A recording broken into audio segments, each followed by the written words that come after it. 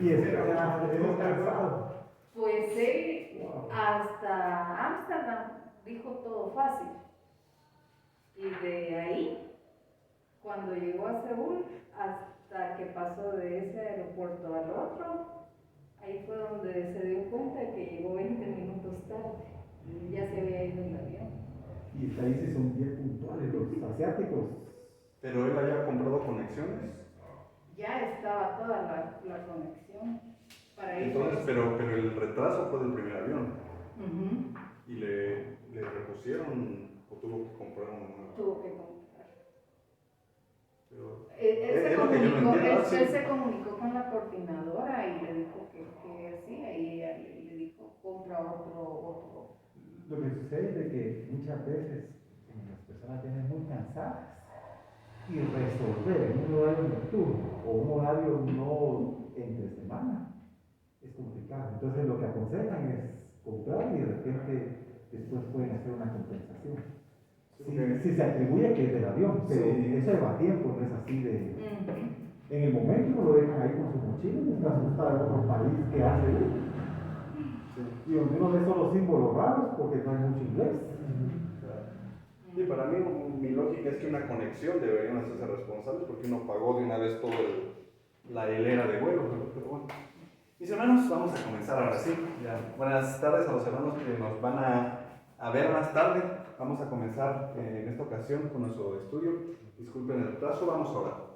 Amado Dios, queremos agradecerte en este momento porque nos permites estar bien. Gracias, Señor, por cada uno de mis hermanos que dispuso este tiempo para poder presentarse junto con nosotros. Señor, te pedimos sabiduría, entendimiento, comprensión, la capacidad, Señor, de poder discernir lo que hoy vamos a estudiar. Te pido, mi Dios, también por nuestros hermanos que no están en este momento, están en una actividad de jóvenes o alguna otra situación se ha dado, razón por la que no están acá con nosotros, pero te pedimos, Señor, que también les bendigas y que en el momento que ellos puedan ver la grabación también sea de bendición para sus vidas. Te pedimos todo, mi Dios, en el nombre de Cristo Jesús. Amén. Ahí está la manera. Bueno, bienvenidos, hermanos. ¿Cómo les fue con la tarea? Lo bueno que les dije que no voy a ¿sí voy a calificar? Sí, es que ese fue compromiso mío, ¿verdad? Ahí le ponen su nombre y no es para que usted sepa que sacó NA, ¿verdad? No ha calificado, no. El propósito es ayudarle a corregir si algo no lo comprendió completamente, ¿verdad? Ahora, si a usted les ha costado trabajo hacer las tareas y realmente no tiene tiempo o no se desanime tampoco, ¿no? Entonces se lleva su hojita y cuando la pueda hacer, la puede en una semana lo hace y después lo que podemos hacer es que no importa el retraso, yo igual lo reviso, ¿verdad? Y lo retroalimento. Mi intención, mis hermanos, no es solamente pasar un curso más, sino, como dijimos la semana pasada, que realmente lo aprendan, lo aprovechen, hermanos, y pues les saquen provecho cuando ustedes hagan sus propios estudios. Pero sí vamos a dar un repaso al ejercicio que hicieron en clase. Hablamos un poquito del trasfondo, no sé si tienen su hojita para que la tengan allá a la mano y ustedes me ayudan ahí dándole respuesta a las preguntas. La primera pregunta que vimos, ¿quién era el autor del libro? El apóstol Pablo. Y se menciona en 3 ocasiones, ¿verdad? Versículos 1, 9 y 19. ¿Desde dónde escribía Pablo? Desde la prisión, muy bien. Versículos 1 y 9. En cuanto a los destinatarios, ¿quiénes eran los destinatarios y qué podemos saber de ellos? Filemón, Apio, Filemón, Apia, Arquipo. Ajá. Y Timoteo aparece por ahí, ¿verdad? Pero no es que él necesariamente... Adelante, bienvenida. Aquí hay un lugar, miren. Buenas tardes. Buenas tardes. Entonces tenemos a Filemón, Apia, Arquipo, pero también se describe a la iglesia. También el lugar ahí, y podemos cerrar esa puerta para que tenga Cierra la puerta. O recorren la mesa para acá si necesitan el aire. Cierra la puerta. Hay otro problema.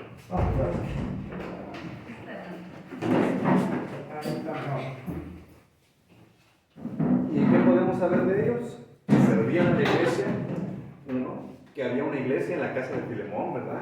Es una cosa interesante, así se manejaban en la antigüedad, no había templos, realmente se empezaban a congregar en las casas. Que Pablo les tenía mucho cariño porque se nota la manera cariñosa en la que él se dirige, y que servían junto con Pablo, porque también les llama colaborador y compañero de milicia. ¿Sí? Estamos en el libro de... Usted no estuvo la semana antepasada, hermana Lupita. Qué pena. Miren, estamos dando un repaso a un cuestionario que hicimos en clase, ¿verdad? Entonces ellos trabajaron solos y ahorita estamos viendo si sus respuestas están buenas. Ya vamos a comenzar con el contenido de hoy. Dice, antes de dejar Colosenses, lean versículos 7 y 9. ¿Qué trabajo les había asignado Pablo a estos dos hermanos y quiénes eran? Me salté una, ¿verdad? Sí, ¿verdad? Todo muy bien. Ay, mire, lo que pasa es que mi diapositiva no está, pero siempre en mi mente está que había que buscar en una concordancia donde estaban. Entre los tres, ¿qué relación puede existir? Muy bien. ¿En qué libro lo encontramos? En Colosenses, ¿verdad? ¿Quiénes son los personajes que están en Colosenses? Arquipo solamente. Muy bien. ¿Cuál es la siguiente pregunta? ¿Qué estaría haciendo Arquipo para que Pablo fuera motivado a exhortarlo? A ver, ¿qué estaría haciendo Arquipo? ¿Alguien se acuerda? Yo puse que quizás se apartó y no estaba cumpliendo con su ministerio. No estaba cumpliendo con su ministerio, así es. Sí, según la diapositiva, si mi memoria no me falla, es que había dejado a la iglesia, ¿verdad? Porque él era un líder de la iglesia. Su ministerio era dar un acompañamiento con los miembros, y parece que lo dejó de hacer. Vamos a ver. A lo mejor sí están acá. Parece que sí. Me pude haber saltado alguna diapositiva entonces. ¿Qué relación pudo haber existido entre los tres? Probablemente eran familia, ¿verdad? Trabajaban juntos en la obra. ¿Qué relación pudieron haber tenido con Pablo? Una amistad bastante cercana. Entonces más se menciona Filemón, eso es lo que hablamos, ¿verdad? Solo Arquipo en Colosenses 4:17, que dice, decir Arquipo, mira que cumplas el ministerio que recibiste en el Señor. ¿Qué estaría haciendo Arquipo para que fuera Pablo motivado a exhortarlo? Ya lo mencionamos. Muy probablemente descuidaba a la iglesia que se reunía en su casa. Lo cierto es que no se dice, ¿verdad? Estar descuidando, no. Pero sí le dice, cuida el ministerio que te fue encomendado. Entonces, esta respuesta que yo estoy poniendo aquí es una suposición. Hay que reconocer cuando son suposiciones que el texto nos puede llevar a tomar decisiones, ¿verdad? Pero que no necesariamente están en el texto literalmente. Entonces no las debemos asumir como verdades. Aquí hay que tener un poquito de cuidado. Muchas iglesias, muchas predicaciones, a veces los pastores asumimos y enseñamos como verdad algo que es una posibilidad alta, pero no necesariamente está textualmente, ¿verdad? Así que para tener cuidado con eso. Pablo manda una exhortación directa a Arquipo en Colosenses. En base a eso, ¿qué conclusión se podría sacar en cuanto al lugar donde vivían Arquipo, Filemón y Apia? Hasta ya me les pregunté, ¿verdad? ¿Qué pusieron ustedes? ¿O no pusieron nada? Estaba en Colosas. Que estaban en Colosas, podría ser. Por acá pusimos que vivían en Colosas. También es una suposición. Antes de dejar Colosenses, lea versículos 7 al 9. ¿Qué trabajo les había asignado Pablo a estos dos hermanos y quiénes eran?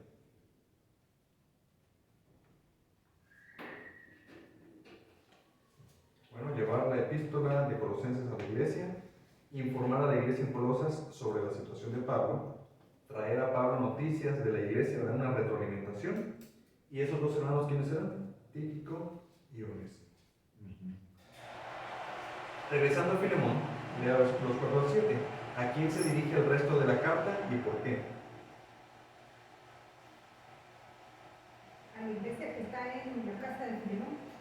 más que a la iglesia en general, ahora directamente a Filemón, porque está resolviendo una situación ahí, ¿verdad? Pidiendo benevolencia para con Onésimo. Misericordia. ¿Con qué tono se expresa Pablo en estos versículos? ¿Cómo describiría en sus palabras las emociones que estas palabras comunican? ¿Qué respondieron ustedes? Con gratitud a Dios, con amor. Con amor, con Perdón. cariño. Muy bien, es una relación que se ve que es calurosa, ¿verdad? Afectuoso. ¿Sí? Y eso que está exhortando. ¿Cuáles eran las virtudes de este destinatario? ¿Alguien puso algo? Era amor, tenía fe hacia Jesús, era con todos los santos. Destacado por su amor y fe en Cristo para con los santos, versículo 5, ¿verdad? Y su testimonio confortaba los corazones de otros santos, como también se encuentra en el texto. En cuanto al propósito, según estos versículos, ¿cuál era la situación que obligó a Pablo a escribir esta carta?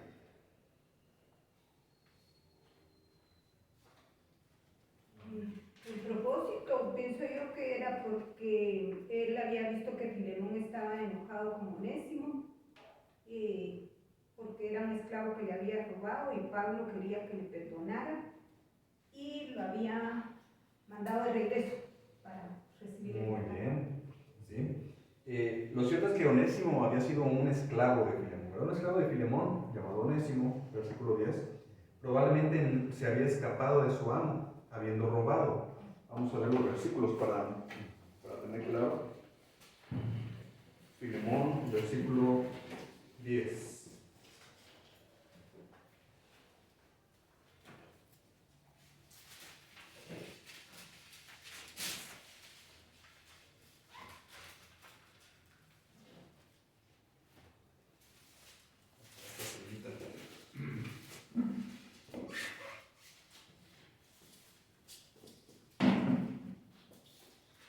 Filemón 10 dice: te ruego por mi hijo Onésimo, a quien engendré en mis prisiones. Mire lo que dice el 11: el cual en otro tiempo te fue inútil, pero ahora a ti y a mí nos es útil.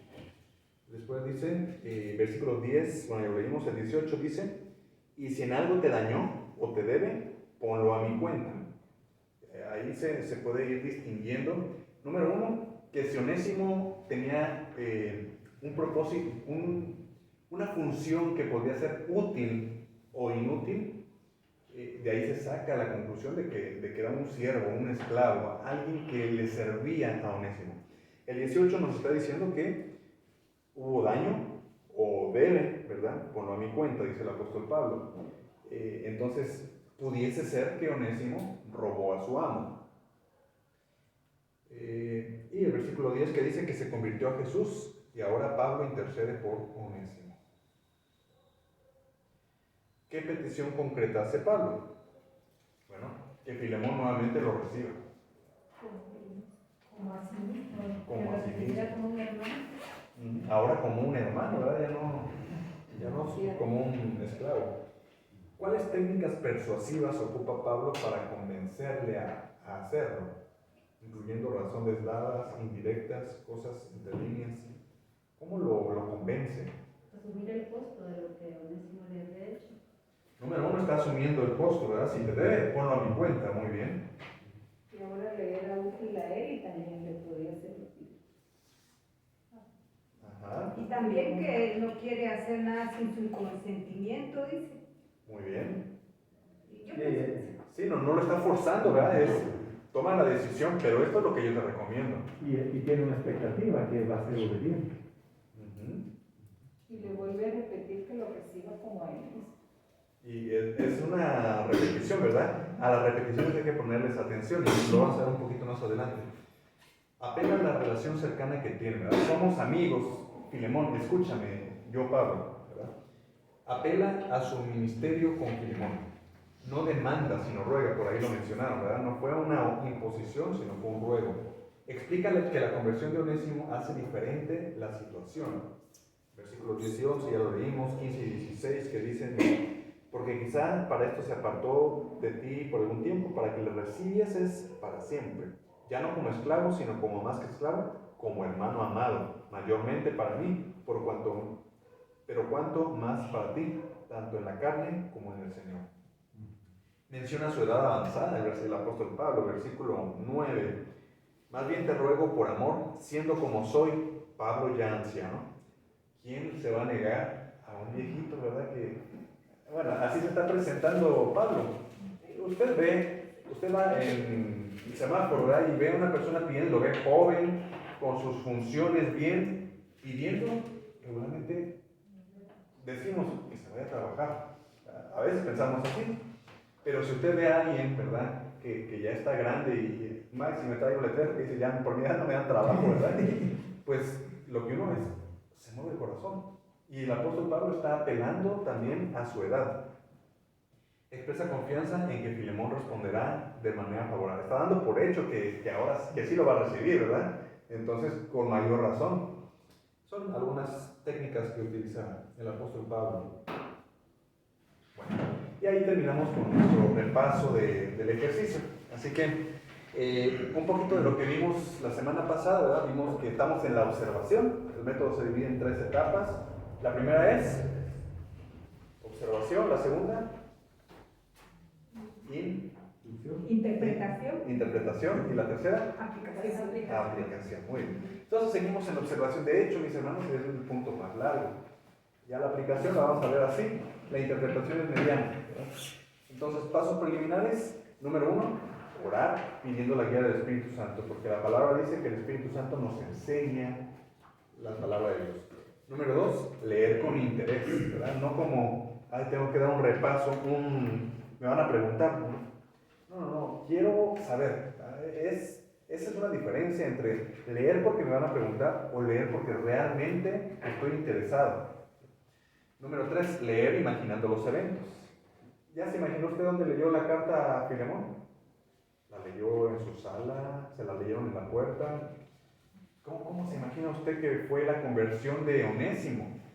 Se menciona que Pablo lo convirtió en sus prisiones. ¿Qué estaría haciendo Onésimo en la prisión? ¿Será que también Onésimo estaba en la prisión? Si ya le había robado a Filemón, probablemente ya tenía algún cargo, ¿verdad? Y estaba en prisión. No lo sabemos. Estas también son suposiciones nuestras, ¿verdad? Lo cierto es que en la prisión es donde dice que fue convertido. Leamos con interés, imaginando los eventos. Leer varias veces y en diferentes versiones.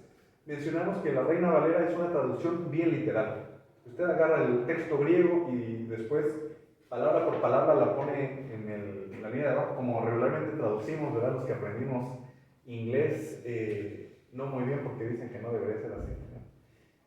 Pero así es la Reina Valera. Tal como está en la primera línea, en la siguiente línea el español, ¿verdad?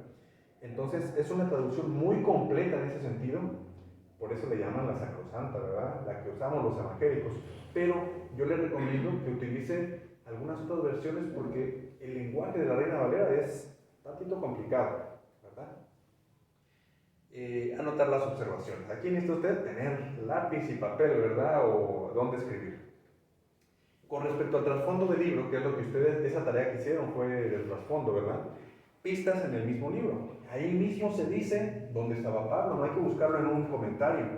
Ahí mismo se dice quiénes eran los personajes que estaban recibiendo la carta. Arquipo, Apia, Filemón, la iglesia que está en tu casa. Esas cosas las encontramos en el mismo libro. Lo malo de muchos de nosotros es que vamos directamente con un comentario bíblico. Qué fácil, ¿verdad? Bueno, tampoco es que sea tan fácil, pero no aprovechamos, dicen algunos, las perlas que encontramos o que podemos encontrar nosotros mismos en el texto. Así que usemos el mismo libro, usemos otros libros de la Biblia como lo hicieron ustedes con, ¿cuál era la otra carta?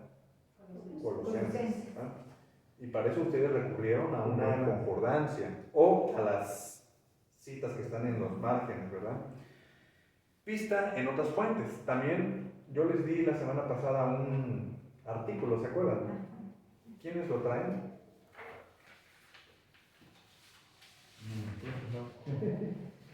Ajá. Yo tal vez tomemos un ratito y voy a imprimir unas cuantas más porque no lo usaron ahorita, ¿verdad? No lo han usado. Es para la tarea que viene. Yo me confundí, porque esa es de Filipenses, no de Filemón. Bueno, y ahora sí, lea el contexto anterior y el posterior y lea los pasajes paralelos. ¿Qué es el contexto anterior y posterior? Bueno, jamás se debe llegar a una conclusión interpretativa, es decir, a empezar a sacar las conclusiones leyendo solo un verso, leyendo solamente algo, un solo versículo o un solo párrafo. A mí me gusta que cuando les hago, hermanos, vamos a buscar Efesios 4:12. Bueno, pero leamos desde el 10. ¿Se han dado cuenta que muchas veces hago esa... ¿Para qué? Para tomar un poquito del contexto. Porque dicen, hay una expresión muy famosa, ¿verdad? Un texto sin su contexto es puro pretexto. Aquí hay un gran ejemplo. Dice el texto, 1 Timoteo 5:22, no impongas con ligereza las manos a ninguno, ni participes en pecados ajenos, consérvate puro. Si solamente leemos ese versículo y no leemos el texto anterior o el texto posterior, ¿qué ideas podría usted sacar de este versículo? Que no todos son dignos, que tienen todos malos. Muy bien. ¿Qué más? No todos son dignos, ¿verdad? Sí, porque no debe ser a todos. Hay algunos que no deberían ser. ¿Qué otra conclusión? Participa solo en tus propios pecados, no en lo de los. Interesante, ¿verdad? No participes en los pecados del otro, en tus propios pecados, podría ser. ¿Qué otra conclusión podría sacar usted? Estoy hablando de conclusiones equivocadas por no leer el contexto. Que no se junte con él porque si no puede contaminar. Consérvate puro. Así le dicen a uno, ay, no, yo no me junto con tal persona porque... Sí, el pecado es contagioso, ¿verdad? ¿Qué más? El primer texto, no impongas con ligereza las manos a ninguno. No es así ligero, es fuerte, ¿verdad? Ponerlo encima. Podríamos sacar un montón de conclusiones fuera del contexto. La ligereza puede ser como una pluma, ¿verdad? Entonces no es ligero, es como... hay cosas que podríamos estar sacando fuera de su contexto. Por eso es importante poder leer el resto. Yo puse dos, ¿verdad? Que se debe imponer fuertemente las manos y que imponer las manos es participar de pecados ajenos. Podría ser una conclusión, ¿verdad? Pero leamos el texto completo. Por lo menos un poquito del contexto. Versículos 17 al 22 dicen, los ancianos. Ahí está hablando de un grupo en particular. Los ancianos que gobiernan bien sean tenidos por dignos de doble honor, mayormente los que trabajan en predicar y enseñar. Ok, si leemos solamente ese versículo, podríamos también imaginar que habla de la gente mayor, los ancianos. Pero ya hay una descripción que nos da a entender que no habla precisamente de los ancianos de edad, los que trabajan en predicar y enseñar. Entonces, ¿a qué ancianos se referirá? Sigo leyendo. Pues la Escritura dice, no podrá gozar al buey que trilla, y digno es el obrero de su salario. Contra un anciano no admitas acusaciones, sino con 2 o 3 testigos. ¿Y por qué a un viejito solamente se puede admitir con 2 o 3 testigos? No, otra vez, no es que está hablando de gente mayor, sino gente que se dedica a predicar y enseñar. Y levantarle falsos a un anciano no es cosa sencilla, no es algo que no importa. Esto realmente tiene sus implicaciones. Imagínese usted que a un anciano de la iglesia, un líder reconocido, alguien diga, mire, el hermano fulano, tal y tal y tal, y que la gente lo empiece a creer. No. 2 o 3 testigos. A los que persisten en pecar, repréndelos delante de todos. ¿A quiénes se refiere? A los ancianos. Repréndelos delante de todos para que los demás también teman. Te encarezco delante de Dios y del Señor Jesucristo y de sus ángeles escogidos que guardes estas cosas sin prejuicios, no haciendo nada con parcialidad. No impongas con ligereza la mano a ninguno. ¿De quién está hablando? De los ancianos. Entonces esto de imponer las manos es lo que hacemos cuando una persona es bueno, ¿cómo se me fue la palabra que usamos nosotros en enero? Ese acto donde presentamos al liderazgo y a los diáconos, instalación de obrero, ¿verdad? Instalación, ¿sí se ve? Sí, Instalación. Los nombramientos. Sí. A eso se refiere, ¿verdad? A la instalación. No instales obreros, ancianos, no instales ligeramente. Tiene que cumplir con un perfil y requisitos muy específicos. ¿Sí? A eso se refiere. Consérvate puro. Bueno, entonces, qué importante es leer atrás y leer adelante. ¿Sí? No solamente tomar un versículo y tomar una doctrina de allí. Y mucha gente lo hace. ¿Sí? Se me venía a la mente ahorita un ejemplo. Usted sabe de los adventistas del séptimo día. Los adventistas guardan el sábado, ¿verdad? ¿Por qué guardan el sábado? Por mandamiento. Porque el Antiguo Testamento dice que el sábado es un día para guardar. ¿Sí? ¿Y por qué todas las demás cosas del Antiguo Testamento, circuncisión, no lo hacen todo lo demás? Porque están tomando un versículo solo. No están tomando en contexto la ley y a quién iba dirigida la ley originalmente. Al pueblo de Dios. Al pueblo de Israel. ¿Verdad? Eso, como lo dijimos la semana pasada, antepasada, no significa que no sea para nosotros, pero no somos los primeros destinatarios. Nosotros podemos sacar aplicaciones. ¿Qué aprendemos de Moisés? ¿Qué aprendemos del pueblo en el desierto? ¿Qué aprendemos de las leyes que se les dejaron? ¿Sí? Pero no tomar ahí conclusiones. Lea cada palabra, parte de la observación, ¿verdad? Identifique las palabras desconocidas. Como dije hace un rato, a veces la Reina Valera nos lleva a palabras un poquito complejas. ¿Sí? Lea con atención, apunte en su cuaderno las palabras que sean desconocidas para usted o que piense que tiene un significado distinto al usual. ¿Sí? Como la palabra conocer, ¿se acuerdan del Antiguo Testamento? Y conoció a Adán a su esposa Eva, la cual concibió y dio a luz a Set. ¿Cómo no la conocían? No las habían presentado, ¿verdad? Bueno, es un significado diferente al usual. ¿Será que, por cierto, nunca la he buscado?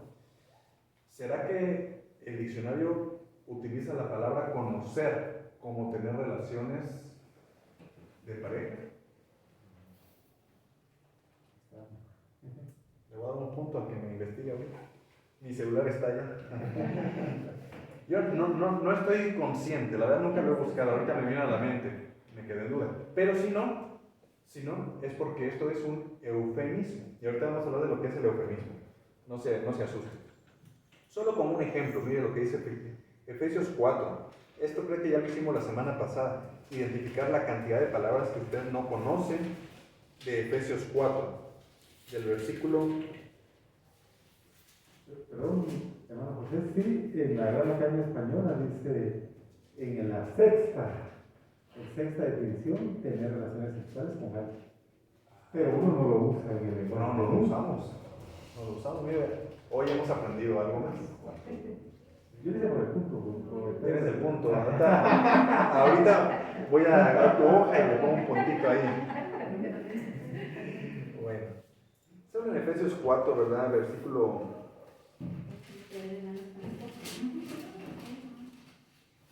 Versículos 14 al 16, para que ya no seamos niños fluctuantes. ¿Qué significa fluctuantes?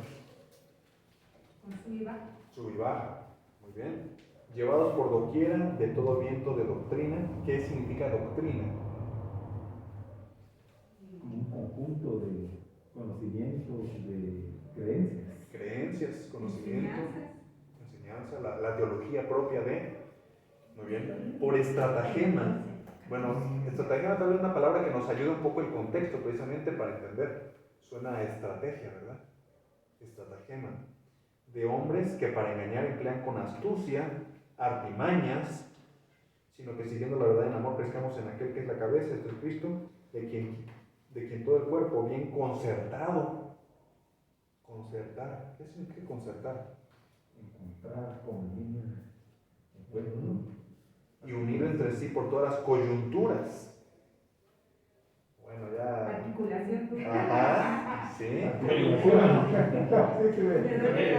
Y nosotros estamos en los problemas, ¿verdad? Debido a la coyuntura, cuando queremos hablar muy formalmente. Que se ayuden mutuamente es una actividad propia de cada miembro, recibe el crecimiento para ir edificándose en amor. ¿Qué significa edificar? Construir. Y en el contexto bíblico, yo los estoy edificando. ¿Qué significaría? Enseñando. Estamos construyendo conocimiento, estamos construyendo, edificando un edificio fuerte, ¿verdad? Cuando usted aprende doctrina, cuando usted está los domingos o lee su Biblia, se está edificando. Eso quiere decir que su fe se está haciendo cada vez más fuerte, ¿verdad?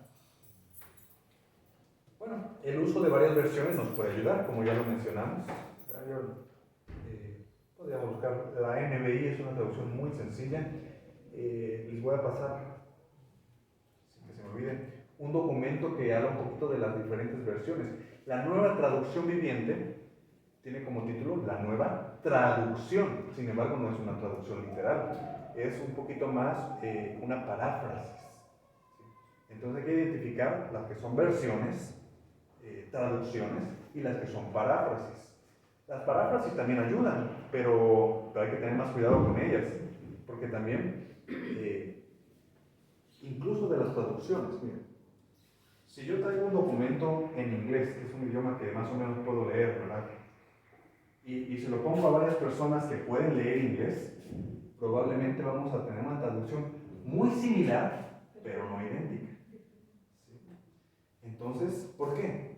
Pues porque debido a mi contexto, debido a la manera que yo aprendí ciertas palabras, debido a ciertos factores, yo voy a poner lo que yo considero, y Trevor va a poner lo que él considera. Cuando queramos ver las traducciones, en algunas cosas, esto no coincide. Eso pasa muchas veces con las paráfrasis. Es la interpretación propia de los traductores, ¿sí? Hay que tener cuidado. Por eso es bueno tener siempre Reina Valera y una traducción aparte. Y utilizar un diccionario bíblico, que más que solamente traducir al español nos va a ayudar un contexto bíblico, ¿verdad? A entender el pasaje. Hablando siempre de las palabras, hay que tomar nota de las palabras que se repiten, ¿sí? Eso lo mencioné hace un ratito, ¿verdad? Cuando un autor repite muchas veces algo, probablemente algo quiere dejar claro. Por ejemplo, Mateo 28, del 18 al 20. Si lo quiere buscar, búsquelo, si no, acá está. Y Jesús se acercó y les habló diciendo, note la palabra todo y toda, ¿cuántas veces se utiliza? Toda potestad me es dada en el cielo y en la tierra, por tanto, ir y hacer discípulos a todas las naciones, bautizándolos en el nombre del Padre, y del Hijo, y del Espíritu Santo, y enseñándoles que guarden todas las cosas que os he mandado. Y aquí que yo estoy con vosotros todos los días hasta el fin del mundo. Amén. La palabra todo abarca todo. No me lo dice, ¿verdad?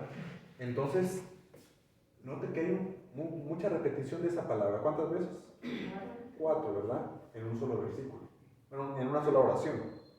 Así que, el Señor nos está enseñando algo con esto. Toda potestad quiere decir que Él es todopoderoso. ¿Y si Él es el todopoderoso? Si a alguien le quedaba un poquito de duda de quién era Jesucristo, el todopoderoso es Dios. Jesucristo es Dios. Está con ustedes todos los días. ¿Quién puede estar todos los días con una persona? Sino el omnipresente. Si a alguien le quedaba un poquito de duda, Jesucristo es Dios. ¿Sí?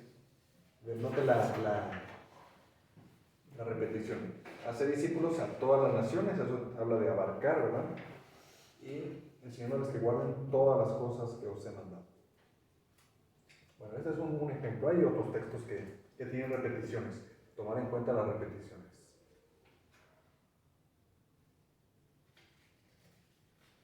Siempre hablando de las palabras, identificar contrastes. ¿Qué es un contraste? Un contrapeso, una contraposición. Una contraposición, cosas que son opuestas, ¿verdad? Contrarias. Por ejemplo, de frío, ¿cuál es el contraste, Carmen? Lo opuesto. ¿Frío? Caliente. Blanco. Alto. Delgado. Joven.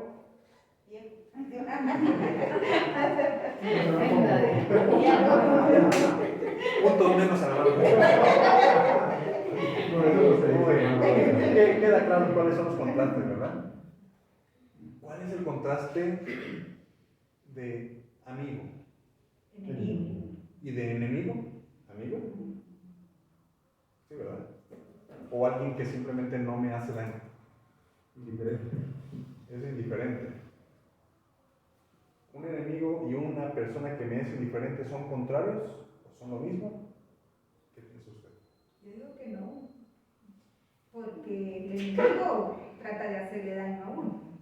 Y el indiferente, si pasó a uno, pasó, y si no, no. Es indiferente. Pero entonces sería como blanco, gris en medio y negro. ¿Cuáles son los polos opuestos realmente?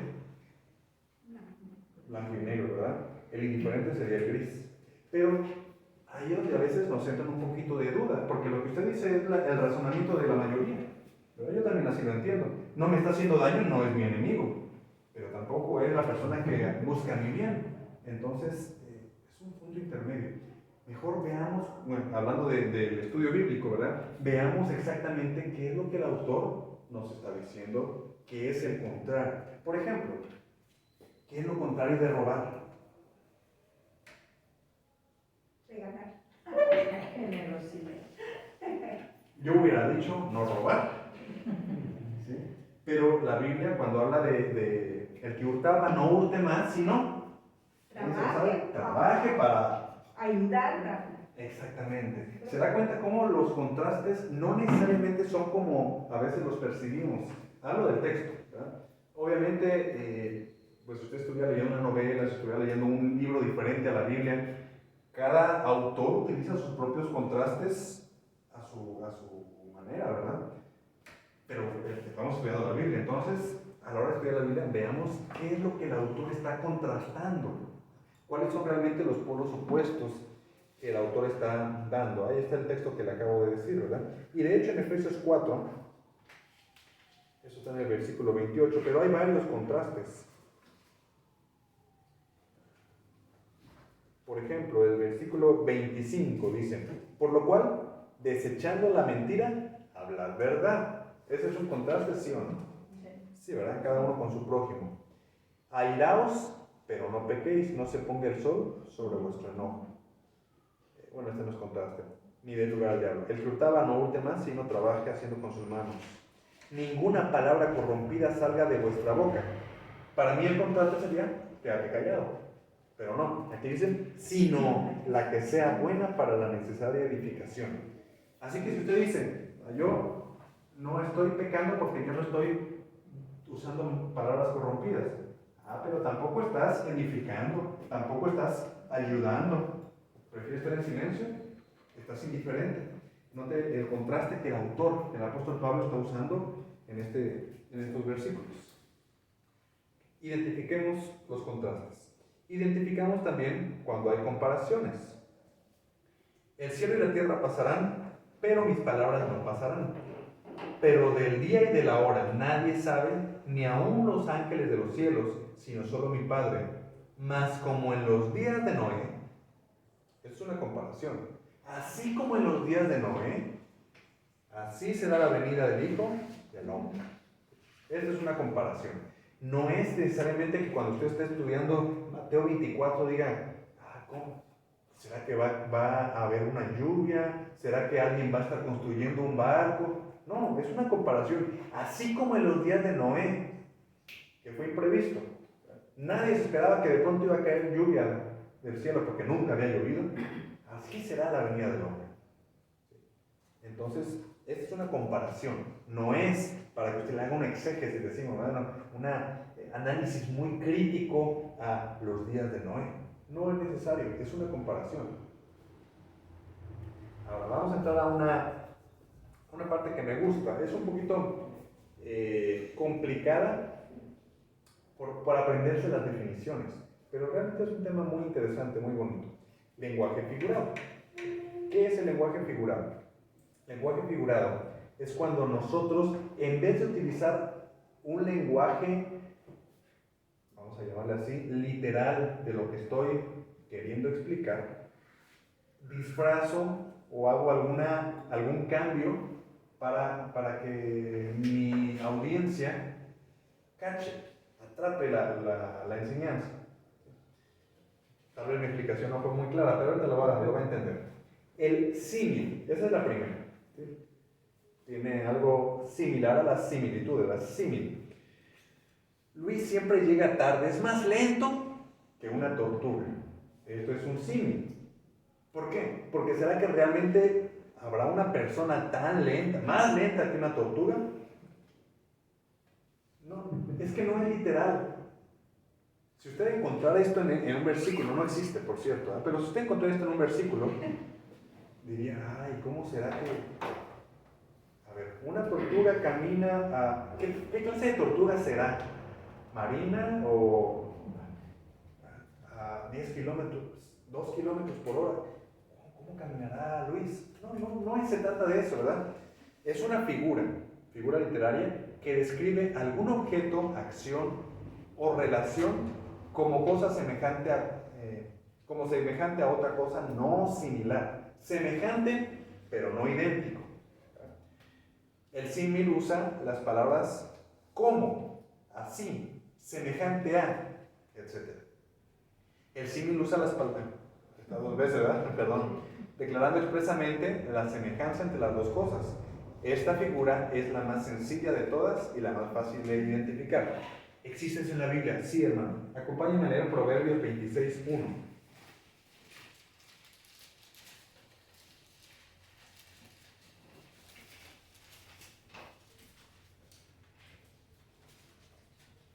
Proverbios 26:1.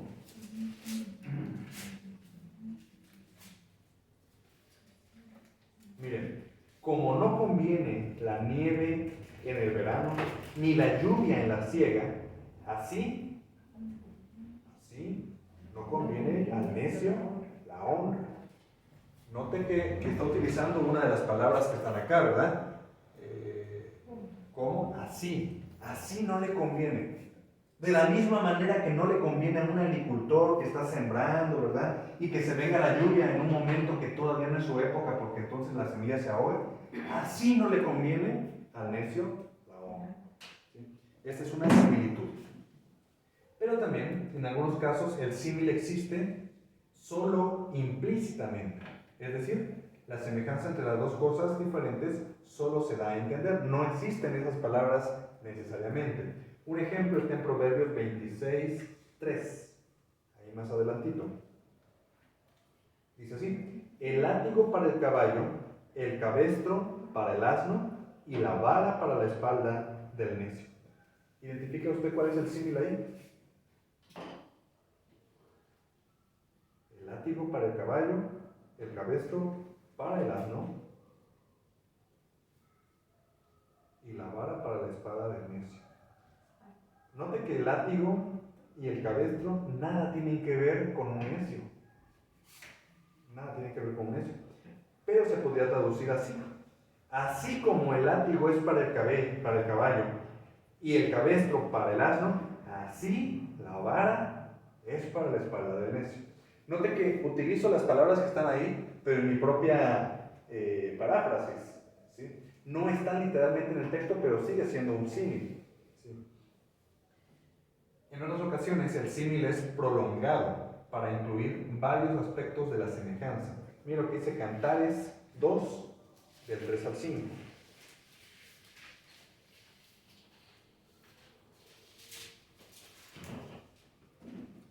Cantares 2, del 3 al 5, dice así: como el manzano entre los árboles silvestres, así es mi amado entre los jóvenes. Bajo la sombra del deseado me senté, y su fruto fue dulce a mi paladar, y me llevó a la casa del banquete, y su bandera sobre mí fue amor. Sustentadme con pasas, confortadme con manzanas, porque estoy enferma de amor. Hasta ahí. Note que es Es prolongada, ¿no? Un símil prolongado en donde está comparando a su amado con un manzano, ¿verdad? Un árbol de manzanas. Estos son algunos ejemplos de lo que serían los símiles. Y ahora no está Jimmy para ayudarme, que no se pase el mouse para acá.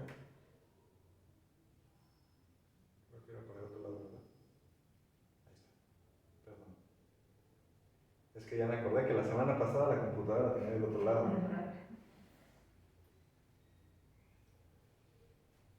La metáfora. Esta figura indica la semejanza entre las dos cosas muy diferentes, declarando que una de ellas es la otra. Por ejemplo, María era el alma de la fiesta. ¿María puede ser el alma de la fiesta? Literalmente, como algo intangible, lo que entendemos por alma, no. Pero se entiende la expresión, ¿verdad?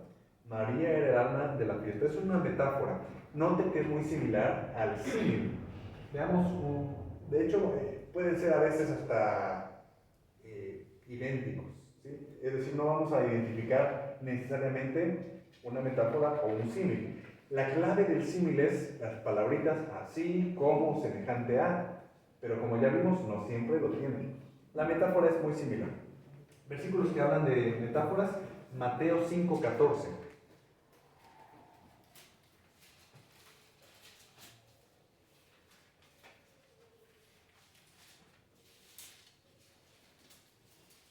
Vosotros sois la luz del mundo. ¿Usted es la luz del mundo? Bueno, se entiende a qué se refiere, ¿sí? Otro ejemplo, Isaías 47.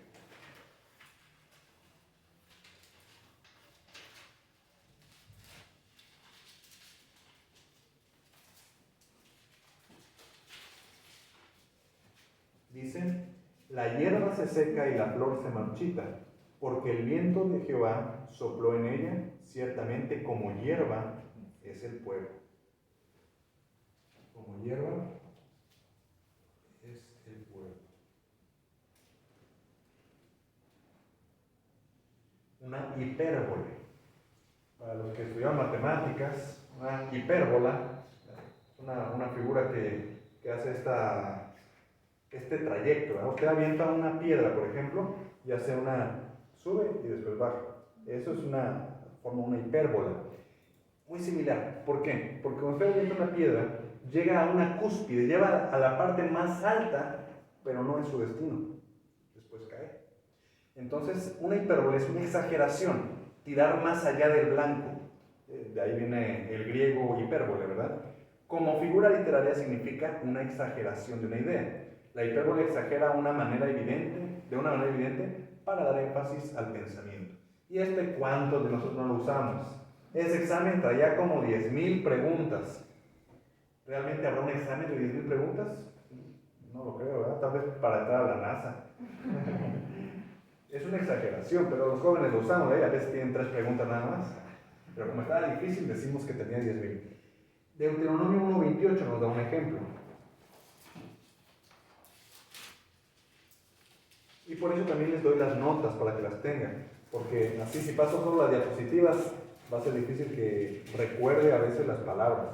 Deuteronomio 1:28 dice así: ¿a dónde subiremos? Nuestros hermanos han atemorizado nuestro corazón, diciendo, este pueblo es mayor y más alto que nosotros, las ciudades grandes y amuralladas hasta el cielo, fíjense, hasta el cielo. Y también vimos allí a los hijos de Anac.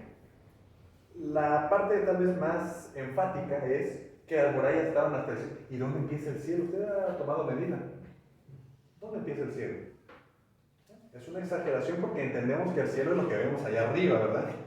Son las murallas muy altas, pero no es que ellos se pusieron a medir, ¿verdad? Sinécdoque es otra figura literaria. Ocurre la sinécdoque cuando el escritor apunta una parte por el todo o, todo lo contrario, todo por una parte.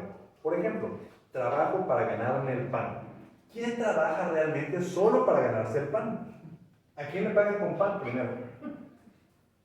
A nadie nos pagan con pan, ¿verdad? Y aparte, no solamente trabajo para tener pan, uno paga renta, paga impuestos, paga la gasolina. Imagínense con qué le voy a meter pan ahí a la camioneta. No va a servir. Entonces, es una sinécdoque porque está apuntando una pequeña parte, pero realmente está hablando de un todo. El pan es una manera de decir el sustento, ¿verdad? Porque uno, cuando dice, por lo menos cómete un pan, cuando se trata de que alguien no quiere comer o no puede comer, por lo menos empezó a comer pan. Es lo mínimo, digamos, con lo que uno empieza el sustento, así lo entendemos. Quedó sola con 4 bocas que alimentar. Imagínense las bocas, ya me imaginé el tío Cosa, haces cabello nada más. No son solamente 4 bocas, habla de niños, ¿verdad? Y no solamente es alimentarlas, es vestirlos, es darles techo. Esto es una sinécdoque. ¿Existe eso en la Biblia? Sí. Éxodo 4:12. Y estos son ejemplos, ¿verdad? No es que solamente en Éxodo 4:12 hay una sinécdoque.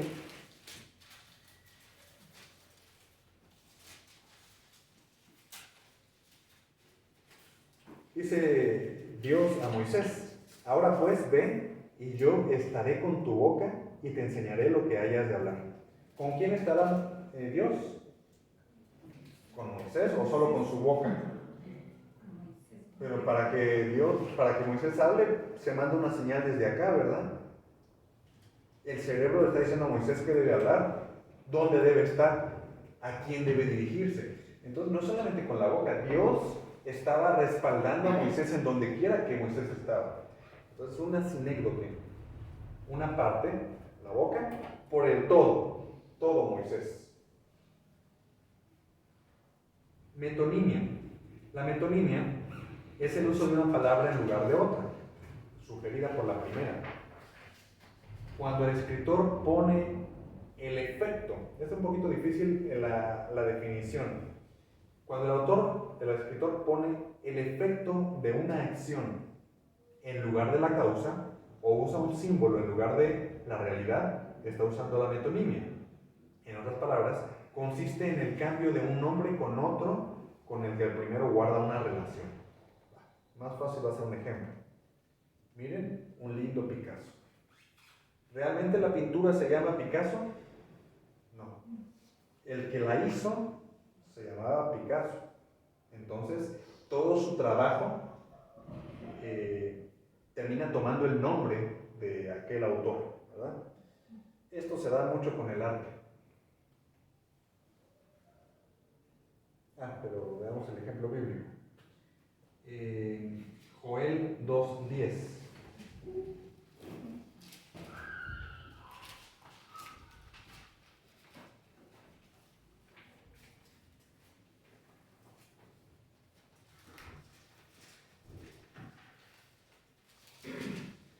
Los libros bíblicos que no usamos muy seguido a veces se pierden, ¿verdad? No es tanto que no vamos el orden, pero uno tiene que ir recitándolo en la mente.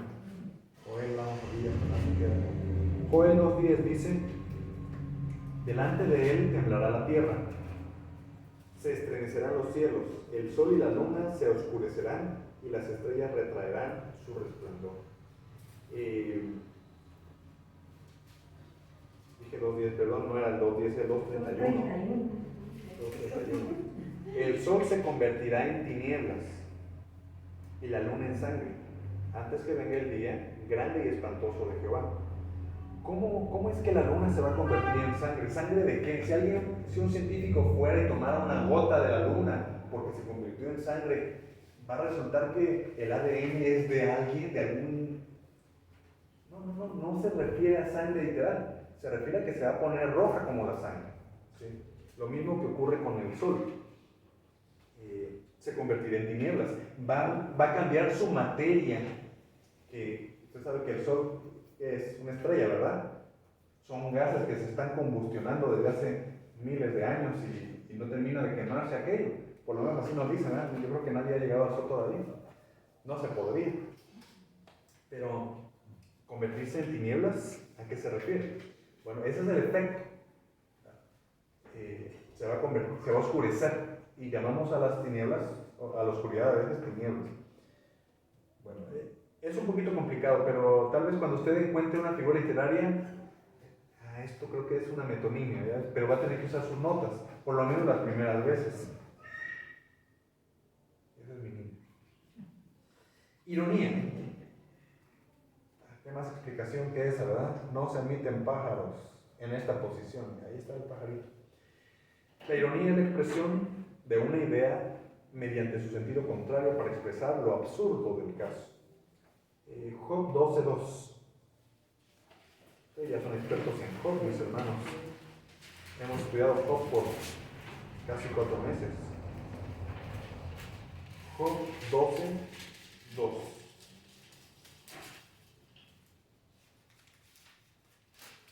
Cuando los amigos de Job lo molestaban, decían que él era pecador, y él irónicamente les dijo, respondiendo Job diciendo: ciertamente vosotros sois el pueblo, y con vosotros morirá la sabiduría.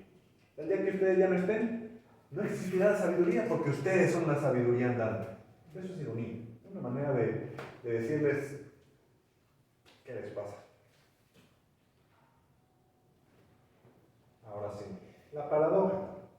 Este está bonito, ¿verdad? No sé, no creo que se alcance a leer. Dice: si Pinocho dice, me va a crecer la nariz, y le crece, estaría diciendo la verdad, por lo que no tendría por qué crecer.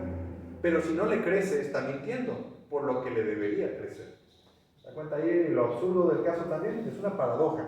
Cuando alguien expresa algunas verdades aparentemente contradictorias en una sola oración o muy cerca la una a la otra. Y esto lo hace mucho el Señor Jesucristo. Por ejemplo, en Marcos 14:61.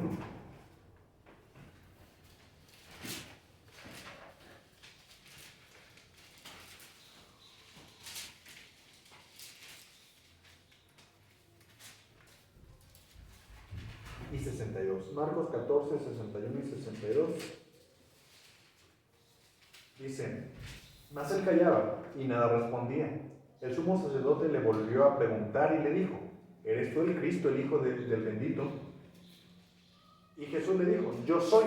Y veréis al Hijo del Hombre sentado a la diestra del poder de Dios y viniendo en las nubes del cielo. ¿Alguien identifica dónde está ahí la paradoja?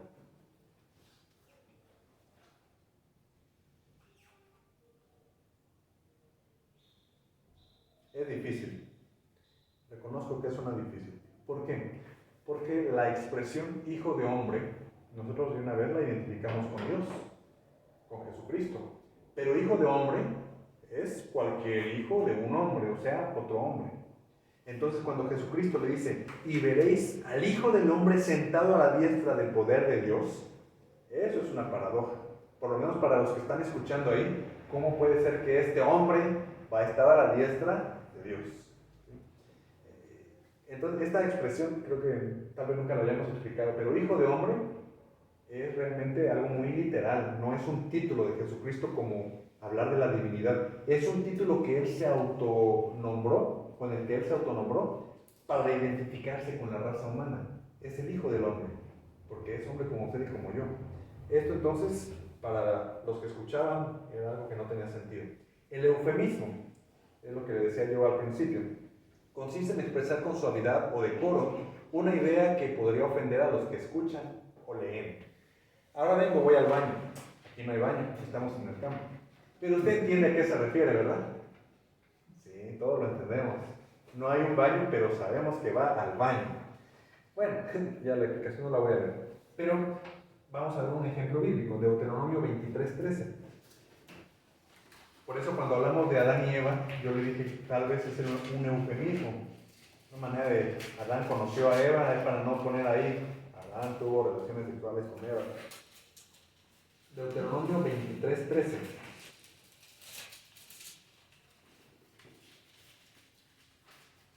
Ya vamos a acabar, mis hermanos.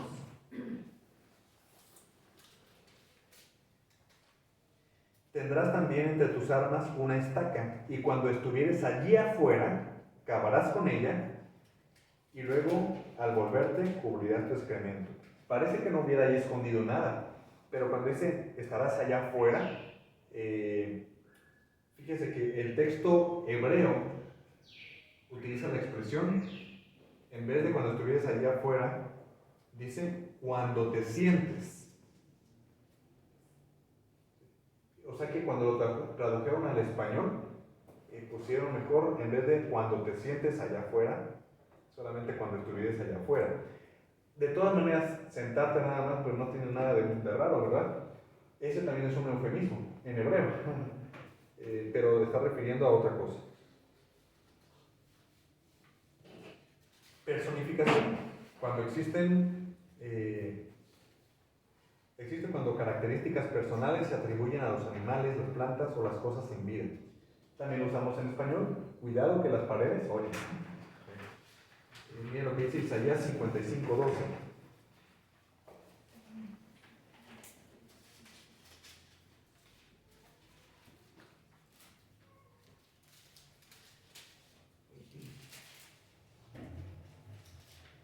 Dice, porque con alegría saldréis y con paz seréis vueltos. Los montes y los collados levantarán canción delante de vosotros, y todos los árboles del campo darán palmadas de aplauso. ¿Cómo así que los árboles van a palmear? Una personificación, ¿verdad? Una manera de decir, pues, uno que las hojas de los árboles terminan moviéndose con el viento, ¿verdad? Pareciera que dan palmadas, pero no es que dan palmadas. El antropomorfismo. Esto tiene dos raíces griegas, antropos, hombre, morfos, forma, ¿verdad?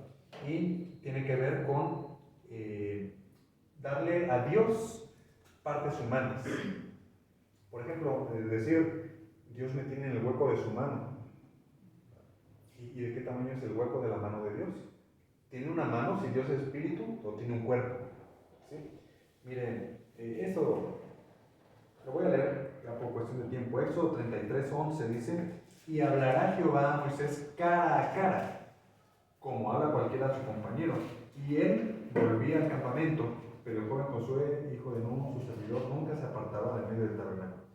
Hablar con Dios cara a cara. ¿Será que Moisés tuvo el privilegio de ver a Dios cara a cara realmente? ¿Y cómo era la cara de Dios? ¿Por qué no la pintó? Imagínense, no necesariamente es algo literal. Le está asignando a Dios un cuerpo humano para entender algunas cosas. Así, para tener una relación directa como el hombre que tiene una plática con su compañero. En Isaías 40:12 hay otra que dice, ¿quién midió las aguas con el hueco de su mano y los cielos con su palmo? Con 3 dedos juntó el polvo de la tierra y pesó los montes en balanza y con pesas los collados. Nuevamente vemos ahí asignándole a Dios cuerpo humano, palmas, dedos, hueco de la mano, etc. El apóstrofe, la penúltima, la última.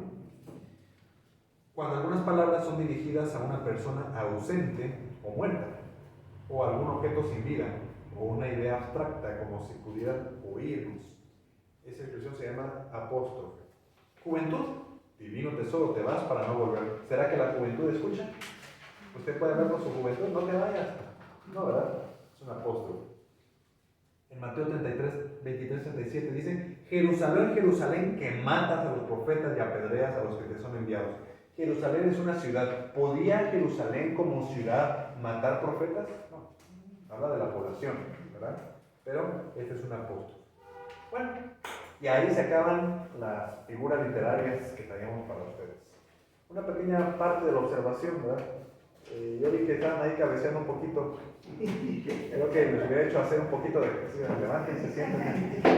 Traté de poner algo divertidos para que no se me durmieran, pero sí, era mucho tiempo de estar sentaditos, así que. Pero tal vez es el tema más largo de la observación, la figura literaria. Así que con esto terminamos, pero hay un ejercicio, vamos a ver si hay unos 10 minutitos, los que alcancen a hacer, tal vez en equipos, ahí en la mesa que tienen.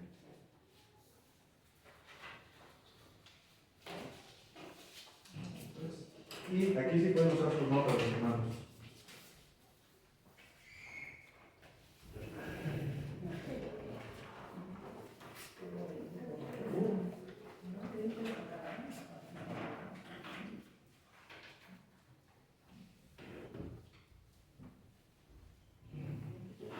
vamos a tomar unos minutitos, 5 a 7 minutitos ahí para los que puedan, los que alcance usted a llenar.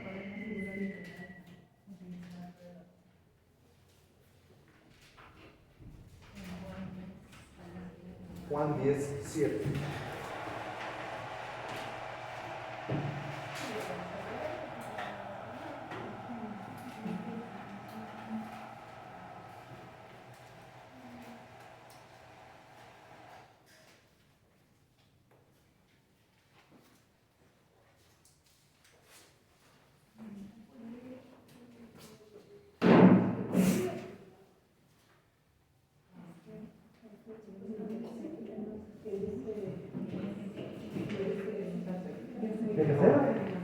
Hay un ejercicio ahí con unas palabritas ahí también para practicar. Por aquí está.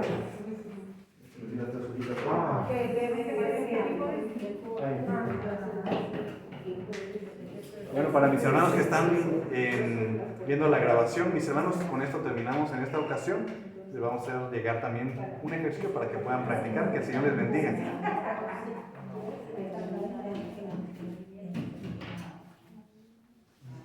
¿Quieren saludar, hermanos, a los hermanos que nos van a ver en video?